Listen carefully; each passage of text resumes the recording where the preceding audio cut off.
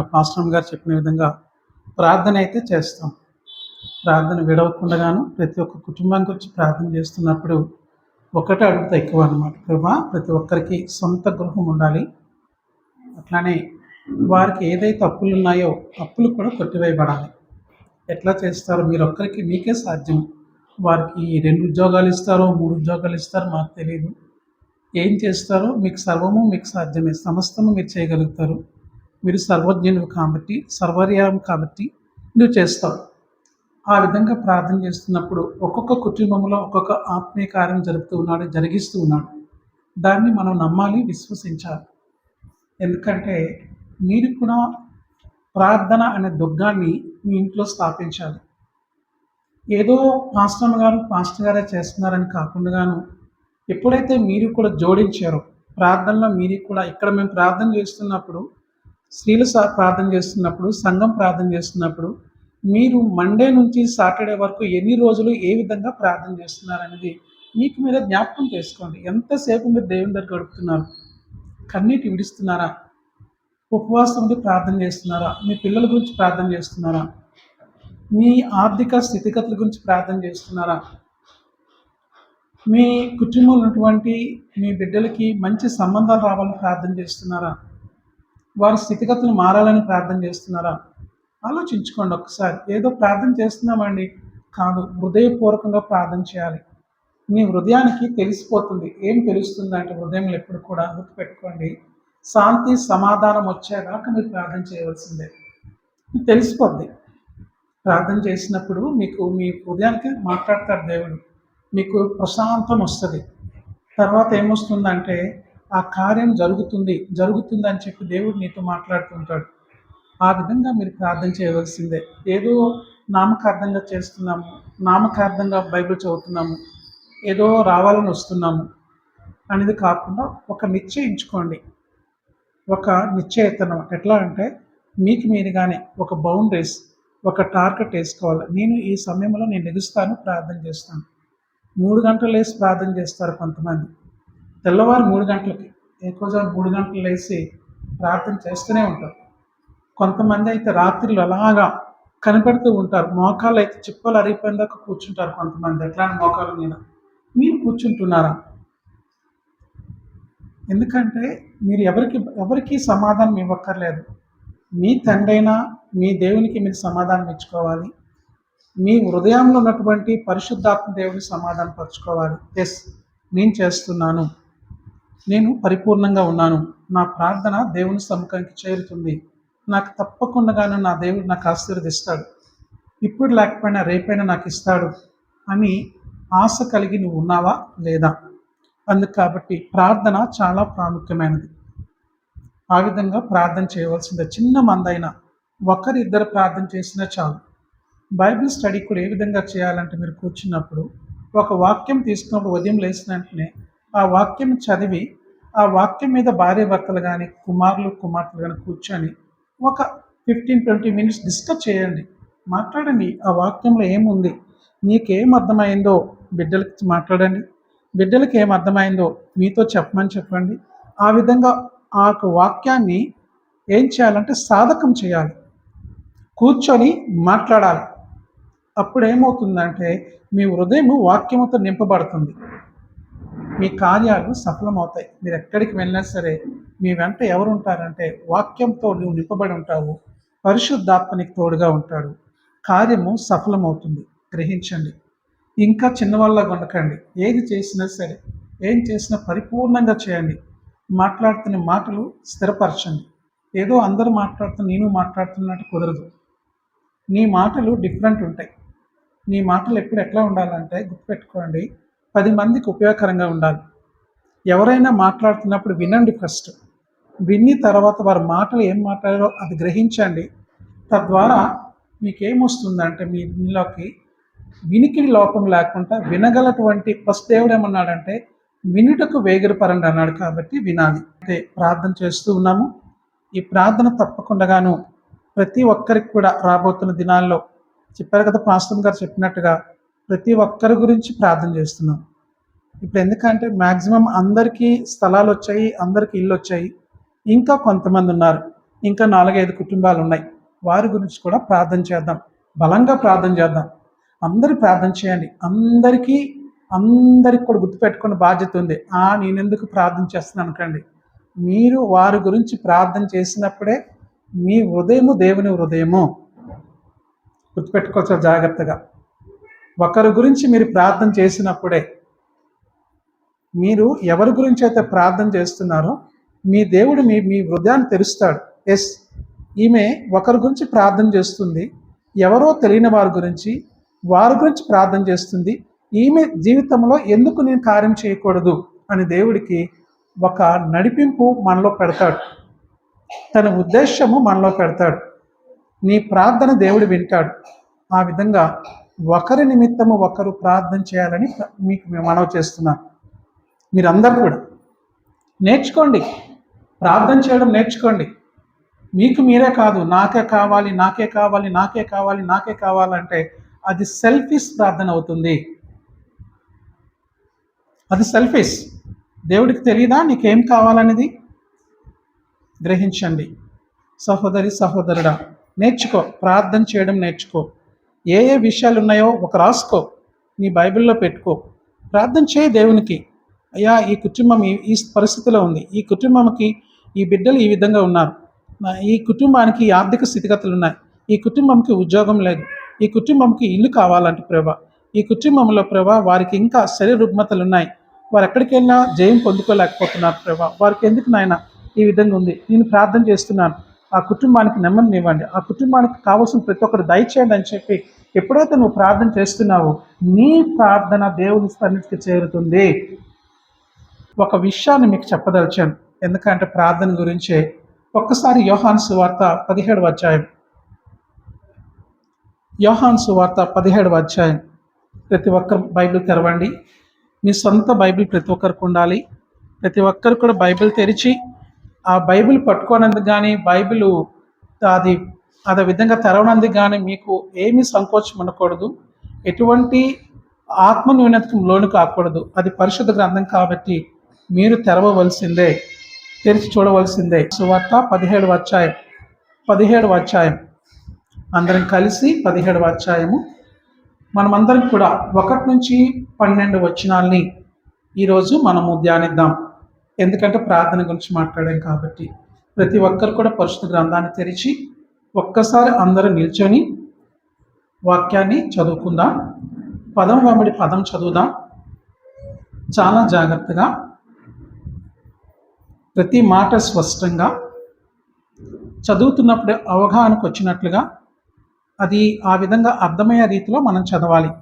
యోహాను సువార్త 17వ అధ్యాయము 1 నుంచి 12 వచనాలు తీసుకున్నారా? మీ యొక్క గ్రంథాన్ని చదువుకుందాం. ఇప్పుడు యేసు ఈ మాటలు చెప్పి ఆకాశం వైపు కన్నులెత్తి ఇట్లా నేను, తండ్రి, నా గడియ వచ్చి ఉన్నది, నీ కుమారుడు నిన్ను మహిమపరిచినట్లు నీ కుమారుని మహిమపరచుము. నీవు నీ కుమారునికి ఇచ్చిన వారికి అందరినీ ఆయన నిత్యజీవం అనుగ్రహించినట్లు సర్వ శరీరుల మీదను ఆయనకు అధికారం ఇచ్చితివి. అద్వితీయ సత్యదేవుడనైన నిన్నును నీవు పంపిన యేసు క్రీస్తును ఎరుగుటయే నిత్యజీవము. చేయుటకు నీవు నాకు ఇచ్చిన పని నేను సంపూర్ణముగా నెరవేర్చితిని. భూమి మీద నీకు మహిమ పరిచితిని. తండ్రి, లోకము పుట్టక మునుపు నీ యొద్ద నాకు ఏ మహిమ ఉండెనో ఆ మహిమతో నన్ను ఇప్పుడు నీ యొద్ద మహిమపరచుము. లోకము నుండి నీవు నాకు అనుగ్రహించిన మనుషులకు నీ నామమును ప్రత్యక్షపరిచితిని. వారు నీ వారై ఉండిరి. నీవు వారిని నాకు అనుగ్రహించితివి. వారు నీ వాక్యము గైకొని ఉన్నారు. నీవు నాకు అనుగ్రహించిన మాటలు నేను వారికి ఇచ్చి ఉన్నాను.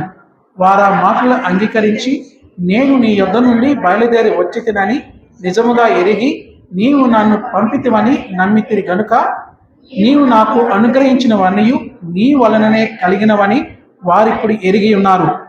నేను వారి కొరకు ప్రార్థన చేయుచున్నాను, లోకము కొరకు ప్రార్థన చేయటలేదు. నీవు నాకు అనుగ్రహించి ఉన్నవారు నీవారైనందున వారి కొరకే ప్రార్థన చేయుచున్నాను. నావన్నీ నీవియు నావి, వారి యందు నేను మహిమపరచబడి ఉన్నాను. నేనికను లోకములో ఉండను గాని మీరు లోకములో ఉన్నారు. నేను నీ యొద్దకు వచ్చుచున్నాను. పరిశుద్ధుడు అయిన తండ్రి, మనము ఏకమై ఉన్నలాగున వారిని ఏకమై ఉండునట్లు నీవు నాకు అనుగ్రహించిన నీ నామమందు వారిని కాపాడుము. నేను వారి యొద్ద ఉండగా నీవు నాకు అనుగ్రహించిన వారిని నీ నామమందు కాపాడి తిని నేను వారిని భద్రపరిచితిని గనుక లేఖనము నెరవేరినట్లు నాశనపుత్రుడు తప్ప వారిలో మరి ఎవడును నశింపలేదు. ఆమేన్. చిన్న ప్రార్థన చేసుకుందాం. సకల ఆశీర్వాదములకు కారణభూతులను పరలోకపు తండ్రి, మీకు వందనాలు, స్తోత్రములు. చదవబడిన వాక్య భాగం నుంచి ప్రభా మీరు మాతో మాట్లాడుతుండగా మా హృదయాన్ని తెరవండి ప్రభా.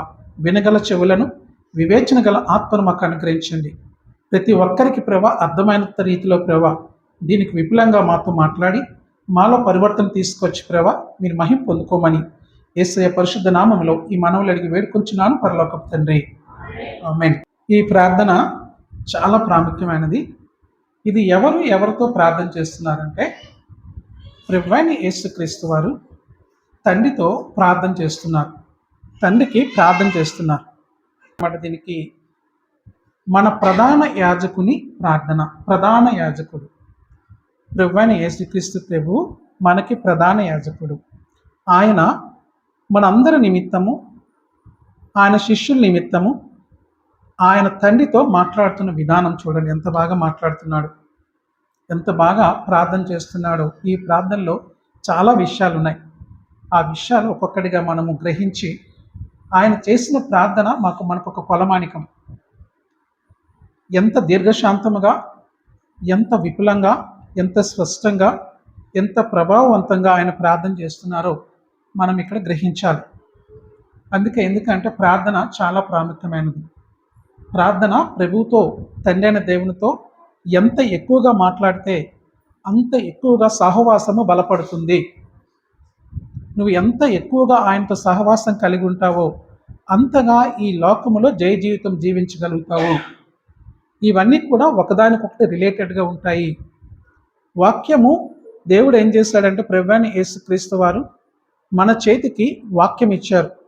ఆ వాక్యాన్ని ధ్యానిస్తున్నప్పుడు, ఆ వాక్యం ఉన్నటువంటి ఆ సత్యాలు తెలుసుకున్నప్పుడు నీ హృదయం ఏమవుతుందంటే ఆ వాక్యములో ఎదుగుతున్నప్పుడు తండ్రితో మాట్లాడాలి, తండ్రితో మాట్లాడాలి, తండ్రితో మాట్లాడాలని చెప్పి హృదయంలో తలంపులు వస్తూ ఉంటాయి. ఆ తలంపులు పుట్టించినప్పుడు ఏ విధంగా మాట్లాడాలి, ఎట్లా మాట్లాడాలి, ఏ విధంగా దేవుని సన్నిధికి ప్రార్థన చేరుతుంది అన్న విషయాలు నీకు తెలియకపోయినచో నీ దగ్గరే ఉన్నటువంటి పరిశుద్ధాత్మ దేవుడు ఏం చేస్తాడంటే నీ ప్రార్థనకి అలైన్మెంట్, నీ ప్రార్థనకి ఒక మార్గాన్ని ఏర్పరుస్తాడు. ఏ విధంగా ప్రార్థన చేయాలని చెప్పి ఆయన నీకు తోడుగా ఉంటాడు. పరిశుద్ధ దేవుడు నీకు తోడుగా ఉంటాడు. ఆ విధంగానే ప్రభువైన యేసుక్రీస్తు వారు వాక్యము, ఆయన దేవుడు వాక్యాన్ని మనకి ఇచ్చాడు. తండ్రి అయిన దేవుడికి ఈ వాక్యము ద్వారా పరిశుద్ధాత్మ దేవుని సహాయంతో తండ్రికి మనం ప్రార్థన చేయాలి. ఇది ఎప్పుడు కూడా గ్రహించాలి మీరు. ఆ విధంగా ముందుకెళ్ళాలి. ఎందుకంటే ప్రభువైన యేసుక్రీస్తు వారే ఈ ప్రార్థన చేశారని చెప్పి మనం గ్రహించాలి.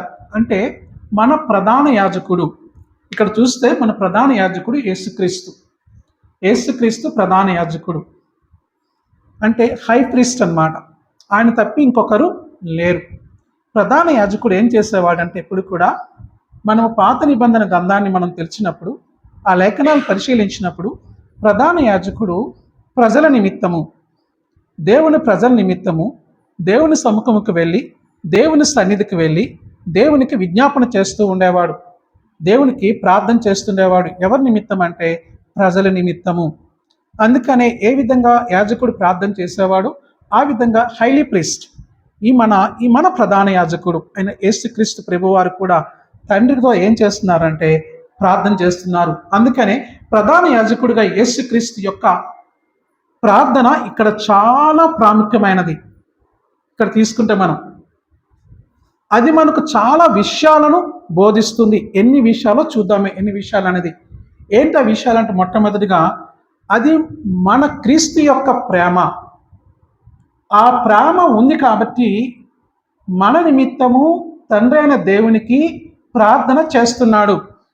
నీవు నీ సహోదరి ఎడల నీకు ప్రేమ ఉంది అని కనపరచుటకు ఏమి చేస్తున్నావు నీవు అంటే, నువ్వు చేయవలసిందటి బహుమతులు పక్కన పెట్టండి, మీ రిలేషన్స్ ఏ విధంగా ముందుకు తీసుకెళ్ళాలంటే, దేవుని ప్రేమలో ముందుకు ఎదగాలంటే, నువ్వు ప్రేమ కలిగి ఉన్నావంటే, దేవుని ప్రేమ మీలో ఉంది అని రుజువు ఏందంటే, తన నిమిత్తము, ఆమె నిమిత్తము, అతని నిమిత్తము, ఆ సహోదరు నిమిత్తము, సహోదరు నిమిత్తము, వారి కుటుంబ స్థితిగతుల నిమిత్తము నువ్వు ప్రార్థన చేస్తావు. తండ్రి అయిన దేవునికి ప్రభువైన యేసుక్రీస్తు వారు ఆయన ప్రార్థన చేస్తున్నారంటే, ఆయన ఎందుకు ప్రార్థన చేస్తున్నాడంటే ఆయనలో ప్రేమ ఉంది.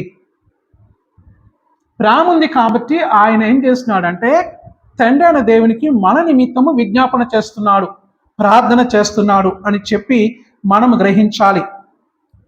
తర్వాత ఏంటంటే రెండోదిగా ఆయన ఎందుకు ప్రార్థన చేస్తున్నాడంటే మన కోసం ఆయన త్యాగం చేశాడు.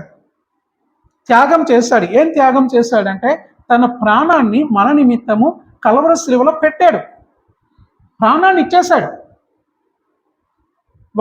గుర్తుపెట్టుకోండి, తండ్రి అయిన దేవునికి ఇష్టమైన బలి ప్రభువైన యేసుక్రీస్తు వారు ఇచ్చారు. అంతవరకు బలి అర్పించే వాళ్ళు జంతువులను, ఏదైనా పశువులను, లేకపోతే ఏదైనా పక్షులను ఏం చేసేవారంటే దేవుని సమ్ముఖంకు తీసుకొచ్చి ప్రాయశ్చిత్తార్థంగా, పాప పరిహారార్థంగా ఏం చేసేవాళ్ళంటే బలులు అర్పించేవాళ్ళు. ఆ బలుల వల్ల ఎందుకంటే దేవుని యొక్క ఉగ్రత, మనం చేసిన పాపము కంప్లీట్గా మన నుంచి దూరం కాలేదు. ఆ ఉగ్రత మన నుంచి కంప్లీట్గా దూరం కాలేదు. ఎప్పుడైతే ప్రభువైన యేసుక్రీస్తు వారు త్యాగం చేశారో, ఎప్పుడైతే ప్రభువైన యేసుక్రీస్తు వారు ఎప్పుడైతే తన యొక్క ప్రాణాన్ని కలవరి శిలువ పెట్టారో, ఆ యొక్క ప్రాణాన్ని, ఆ యొక్క బలిని తండ్రికి ఇష్టమైనది అయిపోయింది. అందుకని ఆ ప్రాయశ్చిత్త బలిని, ఆ రక్తము ద్వారా దేవుడు ఏం చేశాడంటే మనకి పాప విమోచన దయచేశాడు, మనకు విమోచన దయచేశాడు. అందుకు కాబట్టి ఆయన ప్రార్థనలో ప్రేమ ఉన్నది. ఆయన ప్రేమమయుడు కాబట్టి ప్రార్థన చేస్తున్నాడు. ఆయన త్యాగం చేశాడు కాబట్టి మన గురించి ప్రార్థన చేస్తున్నాడు. అందుకు కాబట్టి దీని ద్వారా ఏమైందంటే ఆయన చేసినటువంటి ఆ ప్రాణ త్యాగము ద్వారా మనకేమొచ్చిందంటే రక్షణ వచ్చింది. మనకి రక్షణ వచ్చింది. ఆయన ద్వారా మనకు లభించిన రక్షణ గురించి ఈ ప్రార్థన తెలియజేస్తుంది.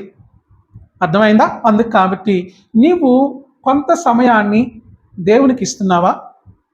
కొంత సమయాన్ని ప్రార్థనకి ఇస్తున్నావా? కొంత సమయాన్ని ఆ ప్రార్థనలో నీ ఆప్తుల గురించి, నీ ఇరుగు పొరుగు వారి గురించి, నీ స్నేహితుల గురించి నువ్వు ప్రార్థన చేస్తున్నావా? నీ దేశం గురించి నువ్వు ప్రార్థన చేస్తున్నావా?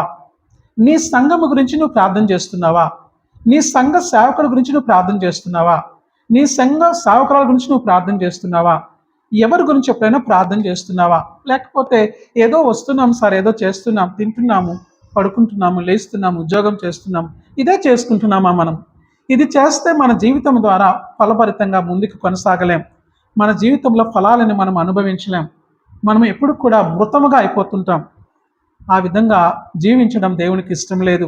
అటువంటి బ్రతుకు దేవునికి ఇష్టం ఉండదు. దేవుళ్ళు ఎప్పుడు కూడా ఉత్తేజం పొందుకోవాలి. మనం ప్రభావవంతంగా దేవుని నుంచి మనం పొందుకొని ఆ ప్రభావవంతంగా జీవించాలి. మనం ఎంతో మందికి ప్రభావితం చేసేవారుగా మనం ఉండాలి. అది దేవుడు కోరుకుంటున్నాడు. అందుకని ఇక్కడ గుర్తుపెట్టుకోండి, ప్రధాన యాజకుడిగా యేసుక్రీస్తు వారు ఎందుకు ప్రార్థన చేశారంటే ఆయన ప్రేమించాడు కాబట్టి, ప్రేమ, ఆయన త్యాగము, ఆయన రక్షణ ఉంది కాబట్టి, ఇచ్చాడు కాబట్టి ఆయన ప్రార్థన చేస్తున్నాడని చెప్పి మనకు తెలుస్తుంది. గుర్తుపెట్టుకోండి మొట్టమొదటిగా. ఇక ప్రధాన యాజకుడు యేసుక్రీస్తు. ఇక్కడ ఎవరు ప్రధాన యాజకుడు? యేసుక్రీస్తు. ఏం చేశాడు ఈయనంటే ఇక్కడ క్రీస్తును మనకు ప్రధాన యాజకుడిగా పిలుస్తాం మనం ఎప్పుడు కూడా. ఎవరయ్యా మీ ప్రధాన యాజకుడు? మీ హైలీ ప్రీస్ట్ ఎవరంటే ప్రభువైన యేసుక్రీస్తు వారే మనకు ప్రధాన యాజకుడు. మెల్కీషెదెకు క్రమము చెప్పున ప్రభువైన యేసుక్రీస్తు వారు మన ప్రధాన యాజకుడు. ఇది గుర్తుపెట్టుకోవాలి. ఎందుకు ఆయన ప్రధాన యాజకుడు అంటే ఆయన దేవునితో మన కోసము ప్రార్థన చేస్తాడు. ఎవరికయ్యా పాస్టర్ అంటారంటే అందరికీ పాస్టర్ అనరు, అందరికీ పాస్టర్ అనరు. వాళ్ళు ఏం చేస్తారంటే మీ నిమిత్తము ఉదయం లేచిన వెంటనే సంఘము నిమిత్తము, సంఘములో ఉన్న ప్రతి కుటుంబాన్ని నిమిత్తము, సంఘములో ఉన్నటువంటి ప్రతి యవనస్తుల గురించి, సంఘములో ఎవరికైతే ఏ అవసరం ఉందో తెలుసుకొని వాళ్ళు ఫోన్ చేసి అమ్మ ఎట్లా ఉన్నారు, ఏ విధంగా ఉన్నారు, ఏమి ప్రార్థన అవసరం ఉందో తెలుసుకొని ఆయన ఏం చేస్తాడంటే దేవునికి ప్రార్థన చేస్తాడు. ప్రధాన యాజకుడు ఏం చేస్తాడంటే దేవునికి విజ్ఞాపన చేస్తాడు. ఇప్పుడు కూడా ఆయన ఏం చేస్తున్నాడంటే తండ్రి ఆయన కుడి పార్శ్వంలో కూర్చొని మనము చేస్తున్న ప్రతి విజ్ఞాపనను తండ్రికి చేరవేస్తూ ఉంటాడు. గుర్తుంచుకోండి. అందుకని ఏం చేస్తాడంటే ఈయనంట ఎప్పుడు కూడా ఏం చేస్తాడు, దేవునితో మన కోసం ప్రార్థన చేస్తాడు, మన పాపాలను క్షమిస్తాడు. ప్రధాన యాజకుడు ఏం చేస్తాడంటే మన నిమిత్తం ప్రార్థన చేస్తాడు, మన పాపాల నిమిత్తము మన పాపాలను క్షమిస్తూ ఉంటాడు. మనము తెలిసి తెలియక చేసినటువంటి పొరపాట్లు కానీ పాపాలు కానీ ప్రభు సన్నిధికి వచ్చినప్పుడు, ప్రభువా నా పాపమును క్షమించుము, నేను నా యొక్క ఇంద్రియ జ్ఞానాల వల్ల ఏదైనా నీకు వ్యతిరేకంగా మాట్లాడానేమో, ఎవరితో ఏ విధంగా అయినా ప్రవర్తించానేమో, ఎవరి మనసునైనా గాయపరిచానేమో, ఎవరినైనా నేను కించపరిచి మాట్లాడానేమో, ఒక్కసారి నాకు క్షమించండి అని అన్నప్పుడు మన ప్రధాన యాజకుడు ఏం చేస్తాడంటే మనల్ని క్షమిస్తాడు. మొట్టమొదటిగా. రెండోదిగా ప్రార్థన యొక్క ప్రాముఖ్యత. ఇది చూసినప్పుడు చాలా ప్రాముఖ్యత ఉంది ఇక్కడ. ఏంటా ప్రాముఖ్యత అంటే చూస్తే ఇక్కడ చాలా జాగ్రత్తగా యేసుక్రీస్తు ప్రభువారు తన శిష్యుల గురించి ప్రార్థన చేశాడు. ఎవరో శిష్యులు అంటే ఎర్లీ క్రిస్టియన్స్గా ఆయనకున్నటువంటి 12 మంది శిష్యులు. ఇప్పుడు అందుకనే మనం అంటాం, ఎప్పుడు కూడా గ్రేట్ కమిషన్ చదువుకుంటాం. మత్తయి సువార్త 28వ అధ్యాయము 18, 19, 20 వచనాల్లో మనం అదే ఎప్పుడు కూడా మనము కంఠస్థ చేస్తాం ఆ గ్రేట్ కమిషన్ని. ఎందుకంటే మనకి దేవుడు ఏమన్నాడంటే విశ్వాసులు రాను రాను దేనిగా మారుతారంటే వాళ్ళు శిష్యులుగా మారుతారు. ఎవరికి శిష్యులుగా మారుతారంటే ప్రభువైన యేసుక్రీస్తు వారికి శిష్యులుగా మారాలి. అందుకనే ప్రభువైన యేసుక్రీస్తు వారు ఏం చేశారంటే శిష్యుల కోసం ప్రార్థించాడు. ఒకటే కాకుండా ఆయన ఏం చేశాడంటే ఆయన మన కోసం కూడా ప్రార్థిస్తాడు. నీ గురించి నా గురించి కూడా ప్రభువైన యేసుక్రీస్తు వారు ప్రార్థిస్తాడు. అదొక్కటే కాకుండా ఆయన ప్రార్థన మనకు ఆయన ప్రేమను మరియు మన కోసం ఆయన త్యాగాన్ని తెలియజేస్తుంది. ఇది గుర్తుపెట్టుకోవాలి మనం చాలా జాగ్రత్తగా. కాబట్టి ఏంటో ఈ ప్రార్థన యొక్క ప్రాముఖ్యత ఏంటంటే ఆయన శిష్యుల గురించి ప్రార్థన చేస్తాడు, ఆయన నీ గురించి నా గురించి ప్రార్థన చేస్తాడు, ఆయన ప్రేమ ఆ ప్రార్థనను తెలియజేస్తుంది, ఆయన త్యాగము ఆయన ప్రార్థనను తెలియజేస్తుంది.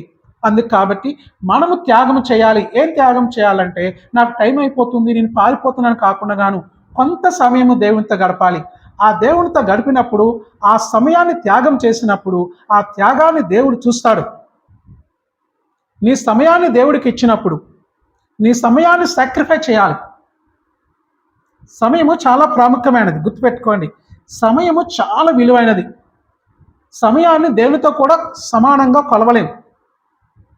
పోయిన సమయాన్ని ఎంత డబ్బులు ఇచ్చినా మనం కొనుక్కోలేం. సమయము చాలా సద్వినియోగం చేసుకోవాలి. నిన్న జరిగిన విషయాల గురించి మనము ఏమీ చేయలేం, దాన్ని మార్చలేం. రేపు జరుగుతున్న విషయాల గురించి మనం ఏమీ చేయలేం. ఎస్టర్డే ఏమవుతుందంటే హిస్టరీ అవుతుంది, టుమారో ఏమవుతుంది మిస్టరీ అవుతుంది. నిన్న ఏం జరుగుతుందో ఆ జరిగిన విషయాలు మనం మార్చలేం, ఏమీ చేయలేం. కనీసం ఆ చరిత్రను మార్చలేం మనం. రేపు ఏమి జరగబోతుందో మనకు తెలియదు, మన చేతిలో ఉండదు. రేపేం జరుగుతుందో మనకేం తెలుసు? నిన్నేం జరిగిందో దాని గురించి మనము చింతించినా ఏమీ మార్చలేము. రేపేమి జరుగుతుందో మనకు తెలీదు. ఈరోజు ఏమి జరుగుతుందో నీ చేతిలో ఉంటుంది. చూడే, ఇప్పుడు ఈరోజు జరగవలసింది నీ చేతిలో ఉంది. ఏంటి నీ చేతిలో ఉందంటే నువ్వు ఏమి చేయదలుచుకున్నావో, ఏమి చేస్తున్నావో, ఏమి చేస్తే దేవుడు నీ యొక్క త్యాగము ద్వారా, నీవు చేసినటువంటి ఉపవాసం ద్వారా, నువ్వు చేసినటువంటి ఆ విజ్ఞాపన ద్వారా ఆయన సంతోషిస్తున్నాడో లేదా, అది ఈరోజే జరుగుతుంది. అంతేగాని రేపు నేను ఊరు వెళ్తున్నాను ఈరోజు ప్రార్థన చేయమనం. రేపటి గురించి ఏం చెప్పాలంటే రేపు ప్రభు చిత్తమైతే రేపు నేను కలుసుకుంటానని చెప్పాలి. అంతేగాని డైరెక్ట్గా రేపు వచ్చి కలిసేస్తాను అనతో ఎప్పుడు అలా చెప్పొద్దండి. ఇప్పుడు కూడా రేపు ఈ పని చేస్తానని చెప్పొద్దండి. అది రేపు ఏం జరుగుతుందని ఏం తెలుసు మనకి? కొంతమంది ఇచ్చేస్తారు, ముందుగానే హామీలు ఇచ్చేస్తారు, రేపు వచ్చేస్తాను రేపు చేసేస్తానని చెప్పేసి. అవి జరగవచ్చు, జరగకపోవచ్చు. ఎందుకంటే రేపటి దినం అనేది మన చేతిలో లేదు. ఫ్యూచర్ అనేది దేవుని చేతిలో ఉంటుంది. కాబట్టి ఏం చెప్పాలి మనము? ప్రభు చిత్తమైతే రేపు నేను కలుస్తాను, ప్రభు చిత్తమైతే రేపు ఈ కార్యాన్ని చేస్తాను, ప్రభు చిత్తమైతే ఈ పనిని నేను మీకు అప్పచెప్తాను, ప్రభు చిత్తమైతే కలిసి వెళ్దాము అని చెప్పండి. కానీ డైరెక్ట్గా స్టేట్మెంట్ ఇవ్వకండి. ఆ స్టేట్మెంట్ ఇచ్చామంటే దేవుడు, ఎందుకంటే ఆయనకి మనం ఇచ్చిన ప్రాధాన్యత మనం ఇవ్వలేకపోతున్నాం. కాలాన్ని మన చేతిలోకి తీసుకుంటున్నాం. కాలం గుర్తుపెట్టుకోండి, ఏదైనా మనం చేయగలుగుతాం, కానీ కాలానుగుణంగా మనము ఏమి పెట్టినా ఆ కాలాన్ని కొనలేము.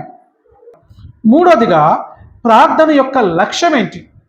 నువ్వు ప్రార్థన చేస్తున్నావు, ప్రార్థన కూర్చున్నావు, ప్రార్థనలో ఏం అడగాలి? ఎప్పుడైనా నువ్వు తెలుసుకున్నావా? వెళ్ళిపోయి కూర్చుని పోతున్నావా? ప్రార్థనలో లక్ష్యం ఉండాలి, లక్ష్యం ఉండాలి. ఇప్పుడు దేవుడు ఏమంటున్నాడంటే ప్రార్థనకి ప్రాముఖ్యం ఉండాలి, ఒక లక్ష్యం ఉండాలి. ఏంటి ఆ లక్ష్యం? ఏంటి ఆ లక్ష్యం? కూర్చున్నావు దేవుని సన్నిధిలో, ఏం అడగాలి? దేవునితో ఏం మాట్లాడాలి? ఒక డిస్ట్రిక్ట్ ఆఫీసర్ దగ్గరికి వెళ్ళామనుకో, అప్పుడు కలెక్టర్ దగ్గరికి వెళ్ళామనుకో, అది ఇంటర్వ్యూ ఇస్తే మామూలుగా వచ్చాను సార్ చూడడానికి అంటావా? లేకపోతే అన్నీ రాసుకొని వెళ్తావా? ప్రతి ఒక్కరు రాసేసుకొని, అయ్యా కలెక్టర్ గారు, ఇదిగోండి నాకున్నటువంటి ఇబ్బందులు, నాకున్నటువంటి ఇరుకులు, మా సమాజానికి లేకపోతే మా కాలనీకి, మా ప్రాంతానికి అక్కడున్న స్థితిగతులు ఇవి, స్టూడెంట్స్ ఈ విధంగా ఉన్నారు, గృహిణులు ఈ విధంగా ఉన్నారు, ఈ విధంగా వారికి జీవనోపాధి కల్పించాలి, ఉమెన్ సాధికారత ఈ విధంగా పెంపొందించాలని చెప్పి ప్రతి ఒక్క పాయింట్ రాసుకొని ఎవరి దగ్గరికి వెళ్తాము? ఆ డిస్ట్రిక్ట్ కలెక్టర్ దగ్గరికి వెళ్తాం మనం. అంతేగాని అక్కడికి వెళ్ళి మాట్లాడతామా? అట్లానే ప్రభువైన యేసుక్రీస్తు వారి దగ్గరికి వెళ్ళినప్పుడు నువ్వేం చేయాలి? ఒక లక్ష్యంతో వెళ్ళాలి, ప్రార్థనకి వెళ్ళి ఆయనకి విజ్ఞాపన చేయాలి. ఏమంటాడంటే ఇక్కడ ప్రార్థన యొక్క లక్ష్యం ఏంటంటే, యేసుక్రీస్తు యొక్క ప్రార్థన దేవుని మహిమ కోసం చేశాడు ఆయన. దేవుని మహిమ అదొకటే కాకుండా శిష్యుల రక్షణ కోసం ఆయన ప్రార్థన చేశాడు. చూసావా? దేవునికి ఏంటంట? దేవునికి మహిమ రావాలి. ఏంటో మహిమ రావాలి? ఇప్పుడు సపోజ్ ప్రార్థన చేశారు, మొన్న మహాప్రభు అయిన యేసుక్రీస్తు దీన్ని బట్టి ఒక పాస్టర్ గారికి, ఎందుకంటే నాలాగే బ్రెయిన్ స్ట్రోక్ వచ్చింది, ఆయనకి బ్రెయిన్ స్ట్రోక్ వచ్చింది, హాస్పిటల్లో జాయిన్ అయ్యారు. ఆయన యొక్క కుమారుడికి, ఎందుకంటే ఈ రాబోతున్న బుధవారం రోజు ఆయనకి మ్యారేజ్ ఉంది. ఆయన పేరు స్టెఫెన్ అని చెప్పి, పెద్ద కుమారుడికి నేనే వివాహం చేశాను, రెండో కుమారుడికి కూడా కార్డ్స్ అన్ని పనిచేశారు, అన్నీ అయిపోయి ముద్ర అయిపోయింది. 21వ తారీఖున ఉదయం 10:30 నుంచి వివాహం జరిపించాలి. అందరికి కార్డు వెళ్ళిపోయింది. పెద్ద ఫంక్షన్ హాల్ తీసుకున్నారు, ఏసీ ఫంక్షన్ హాల్, చాలా కాస్ట్లీ అనమాట. దగ్గర 1000 మంది వస్తారని చెప్పి ముందుగా ఎస్టిమేషన్ చేశారు. అన్నీ చేసిన తర్వాత ఆయనకి బ్రెయిన్ స్ట్రోక్ వచ్చింది, హాస్పిటల్లో జాయిన్ చేశారు మననే. ఇక ఏం చేయాలి నాకు అర్థం కాలేదు. ఎంతకైనా ప్రార్థన చేశాడు. ప్రార్థన చేసిన తర్వాత మామూలుగా తెలిసిన పాస్టర్కి అందరికి కూడా గ్రూప్లో పెట్టాను, మెసేజ్ పెట్టాను. చాలామంది ప్రార్థన చేశారు. ఆయనకి నైట్ అడ్మిట్ చేశారు. మార్నింగ్ 11 o'clock కల్లా నేను హాస్పిటల్కి వెళ్ళాను, ఒక పాస్టర్ గారిని తీసుకొని వెళ్ళి. ఎందుకో దేవుడైతే ప్రార్థన భారంగా చేయమన్నాడు. భారంగా ప్రార్థన చేశాను, ఇంట్లో ప్రార్థన చేశాను. ప్రార్థన చేసి దేవుడు ఏమంటున్నాడంటే ఏమీ కాదు అని చెప్పి మనసులో వస్తుంది అనమాట. ఏమీ కాదు. ఆయన ఎప్పుడైతే ఈరోజు అంటే ఎర్లీ మార్నింగ్ అడ్మిట్ అయ్యాడు. నేను 11 గంటలకు వెళ్ళి ప్రార్థన చేసిన తర్వాత దేవుడు రిలీజ్ చేస్తున్నాడు. ఏమి అనుకుంటే ఏంటంటే రేపు ఈవినింగ్ కల్లా ఆయన డిశ్చార్జ్ అవుతాడు అని చెప్పేసి తలంపు వస్తుంది అనమాట. ఆ విషయాన్ని ఆయనతో చెప్పేసాను, అయ్యగారు మీకు ఏం కాదు, రేపు ఈవినింగ్ కల్లా మీరు డిశ్చార్జ్ అయిపోతారు, ఏం పెద్దదేం కాదు, అది మైల్డ్ బ్రెయిన్ స్ట్రోక్ వచ్చింది. ఆయనకి ఆల్రెడీ స్టంట్ ఉంది లోపల అనమాట, ఆపరేషన్ అయింది. అయితే ఆయన, అయ్యగారు మీ చిత్తమయ్యా అని చెప్పిండు. పెద్ద ఆయన దగ్గర 65 years ఉంటాయి. ఆయన కూడా పాస్టర్ గారు అనమాట. ఆ విధంగా ప్రార్థన చేసి ఇంటికి వచ్చి ఇంకా మామూలుగా చెప్పి పాస్టర్ గారు చెప్పి ప్రార్థనలో కూర్చున్నాం ఇక్కడిని. ఆ నెక్స్ట్ డే ఈవినింగ్ ఆయన చూసి, ఆ న్యూరో ఫిజిషియన్ చూసి, రేపు ఈవినింగ్ మీకు డిశ్చార్జ్ చేస్తామని చెప్పేశారట ఆయనంట. ఏదైతే ప్రార్థన చేశామో ఆ విధంగానే ఆయన కూడా మీకేం కాదండి, రేపు ఈవినింగ్ కల్లా మీరు వెళ్ళిపోవచ్చు ఇంటికని చెప్పారు. ఆ విధంగానే నెక్స్ట్ డే ఈవినింగ్ కల్లా అన్నీ చేసరికి లేట్ అయింది. అయితే ఆ నెక్స్ట్ డే మార్నింగ్ డిశ్చార్జ్ అయిపోయారు. అంటే ఎందుకంటే ఇవన్నీ చెప్తున్నామంటే, దేవుడికి ప్రార్థన చేస్తున్నప్పుడు మన గొప్పతనం కాదు, దేవుడు కార్యం చేస్తాడు. అందరితో అయిపోతుందంటే చెప్పలేము, ఎవరికి ఎప్పుడు ఏ విధంగా తెరుస్తాడో మనకు తెలియదు. మనం ఏం చేయాలి? ప్రార్థన చేయాలి. అందుకని ఏమవుతుందంట, యేసుక్రీస్తు ప్రార్థన అంట దేని గురించి అంటే దేవుని మహిమ కోసము. ఇప్పుడు ఆ పాస్టర్ గారు లేచి ఇంటికి వెళ్ళారు, ఆయన పని ఆయన చేసుకుంటున్నారు. ఇప్పుడు 21 తారీఖున మ్యారేజ్ ఉంది. ఇప్పుడు వెళ్ళిపోయి ఏమంటామంటే, అయ్యా నేను ప్రార్థన చేశాను కాబట్టి నువ్వు లెగిసిపోయావని చెప్పకూడదు. అప్పుడు ఆ యొక్క మహిమ ఎవరికి వెళ్తుంది? నాకు వస్తుంది. ఆ మహిమ ఎప్పుడు కూడా మనము దొంగలించకూడదు. మనం ఏం చేయాలి అప్పుడు? ప్రభువైన యేసుక్రీస్తు వారు నిన్ను లేపాడు, ప్రభువైన యేసుక్రీస్తు వారు నీ నిమిత్తము ఆయన ప్రాణం పెట్టారు, ఆయన నీకు నాకు దేవుడైనాడు, ఈ కార్యం చేసింది ఎవరంటే ప్రభువైన దేవుడు అని చెప్పి దేవునికి మహిమ చెందాలి.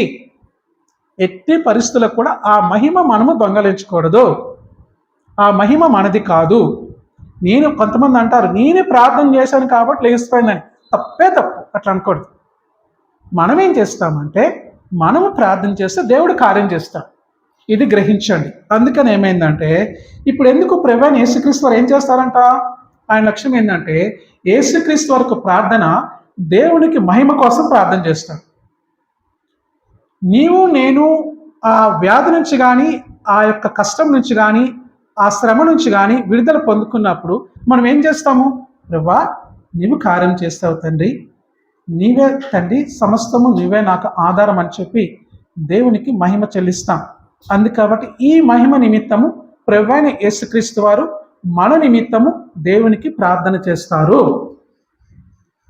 రెండోదిగా ఆయన మనకు రక్షణ నిమిత్తం ప్రార్థన చేస్తారు. రక్షణ కావాలి, గుర్తుపెట్టుకోండి. అంటే ప్రార్థన ఏందంట, ఈ విధంగా లక్ష్యం ఉండాలి. దేని నిమిత్తము? ప్రభు యొక్క మహిమ గురించి లక్ష్యం ఉండాలి. అట్లానే రక్షణ పొందుకున్న వారి గురించి మనము భారము కలిగి ప్రార్థన చేయాలి. ఆ లక్ష్యాన్ని కలిగి మనం ప్రార్థన చేయాలి. ప్రభు ఆ విధంగా ప్రార్థన చేశారు. 17వ అధ్యాయంలో. నాలుగోదిగా ప్రార్థన యొక్క ప్రభావము ఏంటి? ఇంపాక్ట్ ఏముంటుంది? ప్రార్థన ప్రభావాన్ని చూపిస్తుందా? గుర్తుంచుకోండి. ఎప్పుడైనా క్రీస్తు ప్రార్థన చేసినప్పుడు మనం ప్రార్థన చేసినప్పుడు, క్రీస్తు వారు ప్రార్థన చేసినప్పుడు మనకి సంతోషము, మనకు శాంతి మరియు భవిష్యత్తు ఆశాభావం వస్తుంది. నువ్వు ప్రార్థన చేసావంటే నీలో ఏం రావాలంటే, నీలో పరిపూర్ణమైన సంతోషం వస్తూ ఉండాలి. అదొక్కటే కాకుండా నీలో సమాధానం వస్తూ ఉండాలి. అదొక్కటే కాకుండా భవిష్యత్తు మీద ఏముండాలి? ఆశాభావం కలిగి ఉండాలి. రేపు నేను ఉంటాను, రేపు కూడా నేను దేవుని ప్రార్థన చేయగలుగుతాను. ఈరోజు ఉన్న కష్టము రేపు నాకు ఉండదు, ఈరోజు వచ్చిన శ్రమ రేపు నాకు ఉండదు, ఈరోజు వచ్చినటువంటి ఈ యొక్క ఏదైతే ఈ స్థితిగత పరిస్థితులు రేపు నాకు ఉండవు. ఎందుకంటే నేను దేవునికి ప్రార్థన చేస్తున్నాను, నేను దేవునికి విజ్ఞాపన చేస్తున్నాను. ఈ స్థితిగత రేపు నాకు ఉండదు అని ఆశాభావంతో నువ్వు ప్రార్థన చేయాలి. పొందుకున్నాను అని ప్రార్థన చేయాలి. అంటే ఆయన ప్రభావం ఉంటుంది. ప్రార్థనకి ఏముంటుందంటే, ప్రార్థన యొక్క ప్రభావము మనకి సంతోషం తీసుకురావాలి, మనకి ఆనందం తీసుకురావాలి, మనకి శ్రమ నుంచి విడుదల పొందుకోవాలి. మనము రేపటి గురించి, రేపు భవిష్యత్తు గురించి ఆశాభావంతో ముందుకు వెళ్ళాలి. కాబట్టి ప్రార్థనకి గొప్ప ప్రభావం ఉంటుంది. చివరగా ప్రార్థన యొక్క పిలుపు ఉంది. ప్రార్థనకి ఒక పిలుపు ఉంది. ఏంటా పిలుపు అంటే, మనము క్రీస్తుని నమూనాతో అనుసరించాలి. మన పిలుపు ఏంటంటే, క్రీస్తు అడుగుజాడల్లో నడవాలి, క్రీస్తు మాట్లాడినట్టుగా మాట్లాడాలి, క్రీస్తు ప్రేమించినట్లుగా ప్రేమించాలి, క్రీస్తు తండ్రికి మహిమ చెందినట్లుగా మనము కూడా తండ్రికి మహిమ తెచ్చేవారంగా మనం ఉండాలి. క్రీస్తు ఏ విధంగా ఆయన శ్రమను, బాధను ఏ విధంగా ఓర్చుకున్నాడో మనము కూడా ఓర్చుకోవాలి. కాబట్టి ఏంటంటే, క్లియర్గా పిలుపు ఏంటంటే, మనకి ఇక్కడ ప్రార్థన యొక్క పిలుపు ఏంటంటే, మనము క్రీస్తుని నమూనాతో అనుసరించాలి, ఆయన అనుసరించాలి, ఆయనలాగే ప్రార్థించాలి, దేవుని కోసము మరియు ఇతరుల కోసం ప్రార్థించాలి. ప్రధాన యాజకుడి యొక్క ప్రేయర్లో ఈ 5 అంశాలు ఉన్నాయి.